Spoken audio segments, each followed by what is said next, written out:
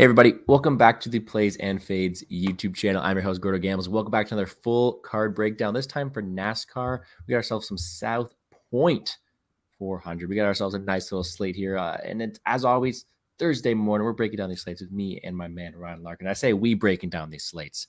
This is the brains of the operation right here. So I'm happy to have him on once again. Ryan, how are you feeling about this slate right here? Feeling good. I'm excited. I'm a big fan of regular racing, not road course chicanery. Um, so this is an exciting race.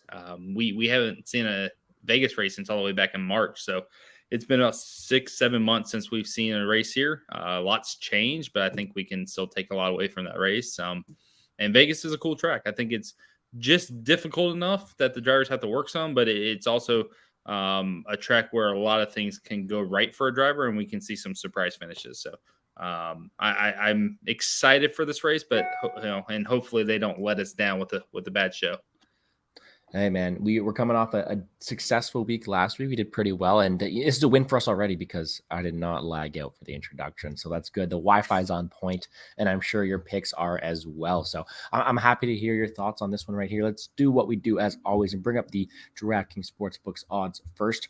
Not sponsored, but you know what? That's what the odds we're going to bring up right here. We got ourselves some pretty chalky lines, especially looking at these top tens. I mean, some people expected to do very, very well. And I guess that really brings up the question. Do you completely agree with Denny Hamlin being the all-out favorite? Yeah, that's going to be pretty much the case on most of this style track because, as we mentioned in past episodes, the Toyotas have been the better cars on these mile-and-a-half intermediate tracks. So that doesn't surprise me at all. Christopher Bell jumped up a bunch there. I guess because of his win last week, he's getting the love there, which doesn't make a ton of sense. There's no correlation there, but he's getting a lot of love there. But yeah, Hamlin's always going to be the favorite. The interesting side of that though is I can't remember. I think Hamlin has 2 wins. One was at Richmond. It's not like this dude's gone out there and won these mile-and-a-half races.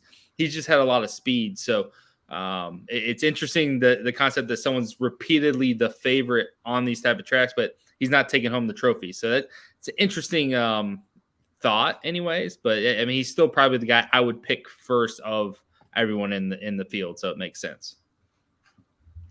Okay. I completely see where you're coming from there, but you know me, I'm a greedy man. I guess we're looking at these big plus money odds. Who is your, let's say, not long shot, but who is someone who you think has a better chance to win than the line entails?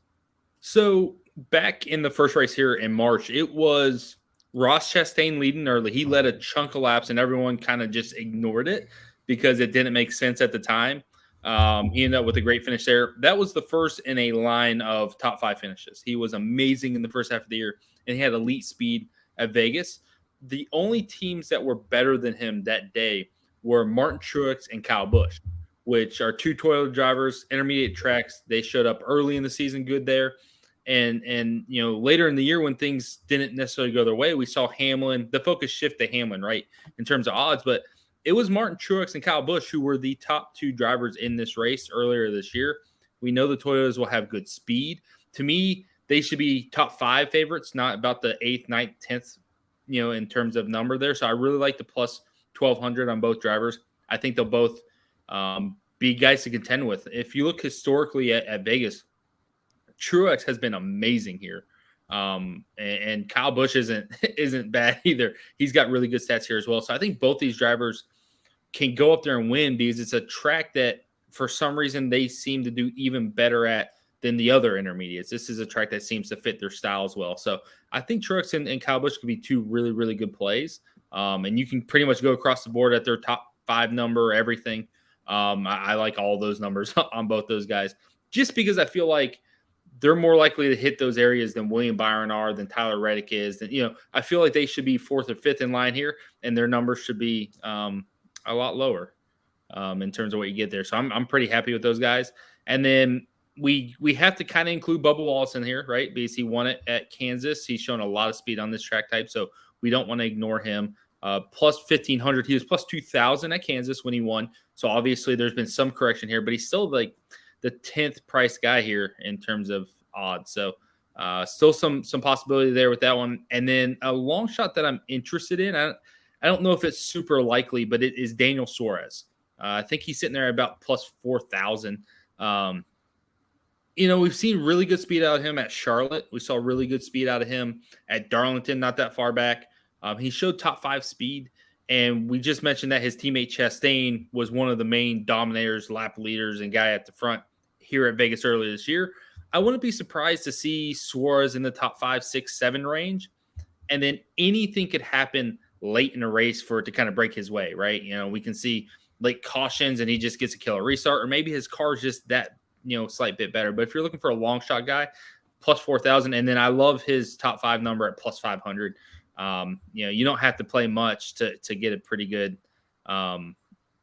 return if it hit, right? So I like his top 5 number and his top 10 number, which we'll get to as well. Yeah, that's what I was going to say is I love that plus money, but if we're going to be a bit safer here, you have to assume, Suarez is plus money on the top 10. Do you also think that's a decent line here? And are there any other top 10 lines that stick out? Yeah, so in terms of trying to get plus money, I really like Eric Jones. That's a driver who at plus 300 gives us really good value. And on the higher speed tracks, basically anything where they are carrying a ton of speed in the corners, high banking type stuff, anything like that, he's been a top 10 contender most weeks. And, we saw him win at Darlington. And there's not a lot of correlation from Darlington to Vegas in terms of maybe how you drive the track or in terms of tire wear. None of that stuff is the same. But if you look throughout the year from California week 2 all the way through to winning Darlington on the higher speed tracks, Eric Jones been basically a top 10 guy. So I would put him in that 10th or 8th to 12th, 13th range in terms of where he should finish. And to me, it's way more likely for him to finish top 10 than plus 300. I just feel like he's way more likely to finish there than Gragson, Cindric, Austin Dillon. Like, he should be literally up there right behind Bubba Wallace and Kevin Harvick, that range in terms of odds. So I think you're getting a really good number there from someone who's got several top 10s and has looked really good at points this year. Music to my ears with that plus money, my friend. But let's move on towards the head-to-head matchups. We got ourselves a couple here, and I'm really intrigued to see your thoughts on it. I know we have a couple minus 200s, some minus 165 here. Anything that's really jumping off the page to you? So the first one is Bubba Wallace plus 110 versus Logano. It would not surprise me if Penske and Logano were fast. They looked really good at Texas, but Texas is an oddity of an intermediate track. So I don't know how much that's going to correlate. The Penske group is the best of the 4 teams by far. So Logano, Blaney, if you're going to pick 2 Fords to run in the top 5 or contend for a really good finish, it's going to be those 2 drivers. But to me, Bubba Wallace is a guy who recently showed at Michigan, I think he finished second there, was an elite car. Then he went to Kansas and won. You're seeing finishes on these higher speed intermediate type tracks that are way better in terms of upside than Logano. To me, his speed will be much better, and he will be the more likely driver to beat Logano than Logano to beat him. I feel like that number should be flipped. And as a result, I want to attack that number. Okay, I don't mind that there. I know Bubba Wallace has made us some good money here on this show, especially that first video we did together. So I forever am in debt to him. So I don't mind playing some bets on him there. Anything else that's jumping out for the head-to-heads? Yeah, so I want to keep beating up on Joey Logano. So so this is a good sign that maybe you should play some Joey Logano somehow. Maybe a top 10 number or something just to have some coverage to him having a good run. But Chase Elliott there is sitting minus 150. I don't typically like going minus numbers like this on our show because I want to try to give us some more fun things to chase after. No pun intended. But, Logano and the Fords have been a step back behind the Chevys and the Toyotas all year on intermediate tracks. Chase Elliott, when his car's dialed in on this style track, is a top 5 car, right? It just has elite speed. And to me, Elliott should be the favorite to beat Logano. I feel pretty confident in that. I wish, and this number probably was closer when it first came out a couple days ago. So if you got it back then, you're probably sitting pretty on something that's like minus 120 instead of minus 150. But I still think it's a good number. I think it's a safe number to kind of go after if you're looking for a safer play. And it's one that I feel like as long as there's no weird variance, it should hit. Whereas some of these other ones, I can justify going either way, and I don't like that. I don't like trying to pick between Kyle Busch and Martin Truex at even odds because I'm like, yeah, that feels even, that, and that's harder. This one, I feel like Elliott's going to win that battle. So even though it's minus 150, we still want to play it. Hey man, we give you a pass on the not having a plus money play because you've been dishing them out all year long. So we'll give you a pass on that minus 150 there, just this once. Let's keep it moving to the group winners. We got ourselves a couple groups here. Of course, you've got some ones with better odds than others, but considering we've been talking about Suarez and Wallace already, are they sticking out in your groups, or is there anything else that's really sticking out group winner wise? Yeah, so I think I do like Bubba Wallace in that Group C, because I think over the course of the last couple months, especially, he has been better than those two, Kyle Busch and Martin Truex, and those are 3 Toyota cars, so we kind of treat them all the same. They run the same similar setups. They're kind of in the same ballpark in terms of how they're going to be speed wise, and Bubba has outperformed them. So I feel like he should be the favorite there. I already said I like Wallace over Logano, so we know that one's covered. So I do like that he's getting the bigger number there. He's got the bigger plus money number. It's not super big. We see plus 300 there. We look at the bottom one. It's like what, plus 4 whatever for Austin Dillon. It's not that type of awesome juicy number, but it's still really good for plus 300. I'd probably take a shot at that just because I think it's a realistic shot that he wins that group. And then I like Suarez in Group D. Harvick's going to be tough to beat. Harvick is class of the field, but there's no Rodney Childers there this week. And this is one of the few teams that I think need a crew chief there. Sometimes teams will lose a crew chief to penalty, suspension, and it won't matter. It won't have an effect. But Rodney Childers is, in my opinion, the best crew chief in NASCAR. And his ability to take a bad car, a car that may be 15th or 18th in speed, and turn it into a car that Kevin Harvick, who's one of the best drivers, can then go to the front and compete for top 10s and top 5s with, is unmatched. They're just amazing at fixing that car mid-race and getting it up there. Well, having him in Charlotte and not at the track is going to be a detriment, I think. And I think speed-wise, Suarez will beat Briscoe and Dillon. So I like that number. I like the position in that group for Suarez. I do think Harvick's a very tough guy to beat, but at this point, I feel like it's a bit of a head-to-head. So if he can beat Harvick, I think he wins that group and can do really well for us if you want to attack that one as well. All right, I don't mind that. And we have covered a lot of the bases for the betting portion of this. Is there anything else you want to add before we move on to the DraftKings side of things? Yeah, let me give a couple. Well, we did Suarez and Jones, I think, on top 10s. A long shot, Ricky Stenhouse, plus 700. I have it written down here because it's a big number. I know last time I think we talked about him was either Kansas or whatever the other intermediate track was here recently. It's probably Texas. And he was fast at Texas. I think he ended up with a wreck. If I remember correctly, I faded him at Texas for some reason, and I ended up on the other side with another cheap player that ended up hitting when Stenhouse crashed out or had his issue. So Stenhouse showed really good speed at Texas.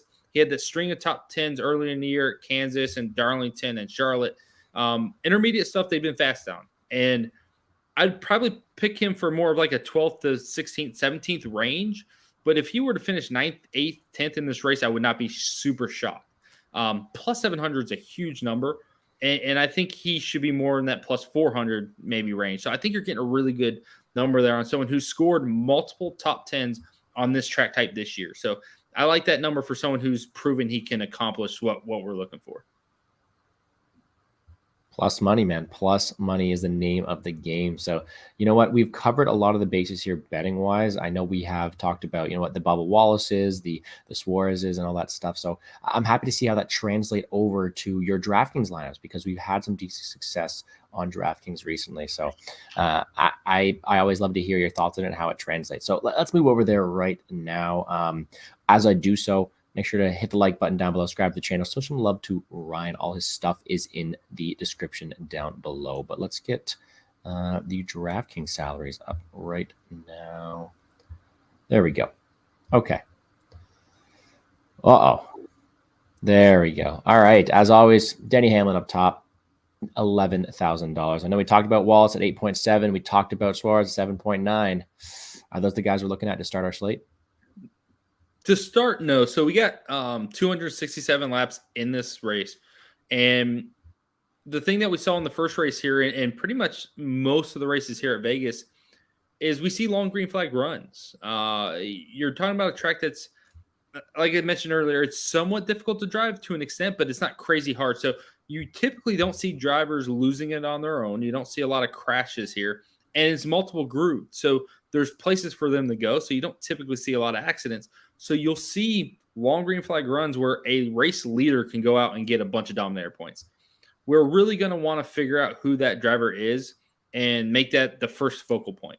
Ross Chastain, I don't know if you want to pull it up and scroll all the way down, click on his name and then scroll all the way down the stats from earlier this year. But he led 83 laps there in that Pennzoil 400. 83 laps led with, 28 fast laps. At the time he was cheap because no one thought he would be what he became later in the year. But, he went out and shredded that race on a long green flag run because he got out front and there was no cautions. And he just pretty much clicked away the laps led. And that is very much what I expect in this race. Expect us to see long green flag runs, and any driver who gets out front and can put up 86 laps led or 83 or 100 or whatever, you see to hit 153 at Charlotte there. When that happens, that's what you want because they're going to score 70, 80, 90 points in terms of a DFS score on DraftKings, and you cannot forego that at a track like this. So that's the first focal point. That could be Hamlin if you like. We're really going to want to wait till after qualifying and practice to see. If Denny Hamlin goes out there and throws that thing on the pole, we're probably going to be like, yeah, he's going to go out there and kick their ass, right? But there is a chance that, Chevy shows up really, really hot. There's a chance that, maybe it's Kyle Busch or Christopher Bell, who's qualified really well, or some of the guys we want to focus on because they qualify up front and have the early dominator ability. But yeah, from there, if we're looking in that mid-range for guys to fill out our lineup, to score well, to give us upside, Bubba Wallace, Daniel Suarez stick out really, really well because they're cheap. I mean, 8,700 on a guy that's getting fast laps, that's getting laps led, that's contending for high scores. I mean, anytime I see a guy, and if you'll scroll back up real quick, I see a 55, a 72. Anytime I see drivers who are consistently getting in that 50, 53, if you got a guy at 8,700 who's consistently scoring 47, 48, 52, 55 points, that's a guy that's clicking off fast laps. That's a guy who's running up front, that's getting good finishes. And when he's doing that consistently, it's something you could bank on for your lineups, right? So I love the consistency. I love that he's shown a lot of upside, and that's the guy I want to attack. Suarez, again, you see it 48, 50, 44. You're seeing these good points finishes in terms of DFS scoring. He's only 7,900. So there's a little bit more up and down this with Suarez, but the speed is legit. And there's been times where he's looked amazing. Darlington, he did not get the finish he should have, but he drove from the back to the front. And he just showed consistent top 10 speed. So that's another play that I think scores 45, 50 points potentially at 7,900, which is an awesome price tag. But in doing so, man, we need that dog. Who's that guy who's a really low salary? I know we talk a lot about, those safer cash plays in terms of the Justin Haley's and stuff like that. But who is someone you're paying down for this week? So we talked about Stenhouse a bit, just a second ago with the top 10 deal. He can be hit or miss. I'm not going to pretend like he's not. He puts it in the wall pretty often. But when you're looking at 6K and you look at go back down where you were, I think that's a great example. Go back up a little bit. Sorry. I just want to show this right here. Yeah, 59, 56, 65, 61, right in that screen. Those are all intermediate tracks, high banked intermediate tracks. You're looking at Dover, Kansas, Darlington, and Charlotte. A lot of that correlates to what we're seeing this week. And if he qualifies 26th or 29th or mid-20s and he offers that top 10 upside, he can put up those scores for DFS purposes, and he's only 6K. So yeah, I really like that play. I like the upside. Yes, he is risky. You have to understand that with Ricky Stenhouse, but that's what we do, right? We're chasing big money. Sometimes we take risk, and a guy like that has huge upside. We want to attack him. So I like him. And then another driver I'm pretty high on in terms of I'm hoping he qualifies poorly and then races better. That's going to be AJ Allmendinger. I'm kind of excited to see what he does this week. They just announced that he's going to be running full-time Cup with that team. And this is a driver who is on a high right now. He's run really good in Xfinity Series. And if you look at most of those races, he's finishing 20th to 19th. On the road courses, yeah, he's running top 5, right? The road courses are different. He's a road course specialist. But I look at New Hampshire at 16th, and that doesn't correlate, but these are standard oval tracks, and he's consistently inside the top 20. Bristol, he was 7th, which is crazy. High bank short track. But to me, it's a driver who's consistently going to give you top 20 finishes. And then the upside is top 15. And if you can get him qualifying 26th or 28th, you have a guy who can give you place differential points, who can come in and score well. And he's super consistent. He's the opposite of Stenhouse. He is not going to wreck your car. He's going to get to the end of the race. He's going to score you 30, 35 points and maybe have an upside of 45 if all breaks well. So I like Allmendinger as a safer play. And look, his average there for the year is 34 points. So I think that pretty much fits with what was going for there. Okay, well, I'll clear it so that no one can see your brilliant knowledge there. But all right, we got a couple minutes here. Is there anything else that you'd like to talk about in the drafting side of things? I think the key for this race is you're going to want 2 dominators. I think you're going to want 2 guys that are going to lead a bunch of laps. And, there's probably 8 guys that would fall into that group for me this week. Hamlin, Elliott, Bell to his extent. Larson's going to get a little bit. Reddick, Chastain fit in that as well. And then I like Kyle Busch and Truex. Byron's a sneaky play, like a pivot. But all those guys up there with Bubba Wallace, who's just slightly under them in price, those are the core group of guys that I think can lead this race. And I think you'll want to mix and match those guys. This doesn't typically play out like a race where you can use strategy to flip track position. You won't see as much of that, hopefully. And then at the end of the day, you're literally just looking to play the fastest cars. So with that said, I like the Hendrick cars and I like the Toyotas. I like the cars that have shown speed all the way back in March when they looked really good and pretty much carried it all throughout the year. And then you sprinkle in Chastain as the random guy, and Chastain and Reddick, I guess you should say, as the random 2 guys that could sneak in there outside of Hendrick and Toyota. So it's a small group of guys, but I think you'll want 2 of them, and then maybe 3 because pricing's soft. When you can get Kyle Busch at 9,300 and he has potential to lead and dominate, I feel like it's soft. Chastain's still under 10K. I think you got some really good upside with guys there, and I would like to see Hamlin more in that 11.4, Chase Elliott 11.1, and you just kind of get everyone more expensive to kind of make things more difficult. I think you'll be able to build lineups with 3 of these guys in it. And build competitive lineups. So if you can hit on the right combination, you'll be in really good shape for this race. For sure. Well, I appreciate your knowledge as always, but you know what? We like to keep these videos around 30 minutes. We got a few minutes. Anything sticking out to you UFC wise this weekend? Yeah, I don't want to watch this card. You don't want to, man. You really had a week off and it's not really making it any more interesting. Man, you can't give me Alexa Grasso as a main event and like expect me to care. Wow. No, the Grasso hater.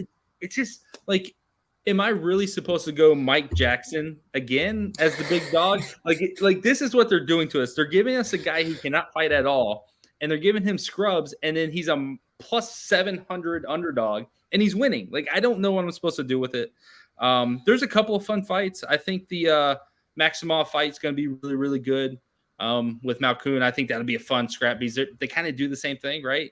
They're, high pace, not even grapplers, but wrestlers. They just look to try to dominate you to win there. So I think that'll be a fun fight to see who gets the, upper hand in those. I'm interested in seeing what Askarov can do. He's in the position where he things like that. But there's just not a lot of fights that I'm like sitting there clamoring to watch, which is unfortunate. Next week though is loaded. And when we're in this video next Thursday, dude, will be a completely different story. Yeah, I mean, next week's loaded, so we're excited for that one. I'd probably say, Jordan White versus Dusko is going to be fun because you're going to see a knockout. Someone's going to sleep, so that'll be fun. But I mean, outside of that, it's just not a really good slate, and not one that I'm super excited for. I'm going to watch the fights because it's fights, but I don't know, man. Mana Martinez versus Brandon Davis, like, come on. what am I doing with my Saturdays? At least we have ourselves some NASCAR. So on that note, guys, Yes. I appreciate everybody for tuning in. There's B-Man right there. Happy Thursday to you as well. And thank you, as always, for joining us on the Places Fades channel. Ryan, I appreciate you, you know what, giving out all your information. But that's not all of it. I hear you have this amazing website in the description down below that you have more info to. Yeah, dailyfanracing.com. That's where we do all the content at. I had a great weekend last week. I don't know if anyone else did, but we hit a $500 underdog play and things like that. So doing good over there at the site. We have a free Discord if you want to jump in there as well. Chat it up. I mean, Discords are fun, right? At Larkin8 on Twitter. Pretty much covers all of it. You know, we'll put out some content later this week. We got Xfinity and Cup this week, and then we have three straight F1 races on the Western Hemisphere. So over here on this side of the world, we got some F1 races, 3 in a row, starting at 1, 2, 3 o'clock in the afternoon. It's going to be a wonderful time. So we're going to have some fun with that at Daily Fan Racing as well. So not just NASCAR, F1 as well. Perfect, man. Well, for me, I still got that UFC. No matter how bad the slate is, I'm here to cover it, here to break it down. Now, my DraftKings video should be out in this channel within the hour. I'm working on it as well. These are the ones you can win the money on, though. Like they may not be the most eye-popping, but these are some of the best ones to win money on because there's so many oddities in these fights, right? So I'm sure you got some good coverage over there for that as well. Well, for those who don't know, I'm in Ontario, so I can't even play DraftKings. I am really close to just driving across the border and playing some lineups. You took your $10 out, by the way. Long story, different account, actually. Oh, different account. Yeah. Okay. Yeah. No, I can't play DraftKings, right? So I'm really debating just driving across the border because I love the UFC slate. You gave me some decent insight to some NASCAR options, but when you have fighters that are like Circonot versus Menefield and Wright versus Dusko, you feel like you have an edge, right? So either way, DraftKings video will be out shortly. Appreciate it as always for coming in, dropped some knowledge on the channel here, and everybody else tuning in, showing some love. But you've been on a nice little roll last weekend, and I'm hoping you can help me make some more money here. So appreciate you as always. To everybody else, enjoy the race this weekend. Best of luck on all your bets, and let's make some money, guys. Peace. Thanks, guys.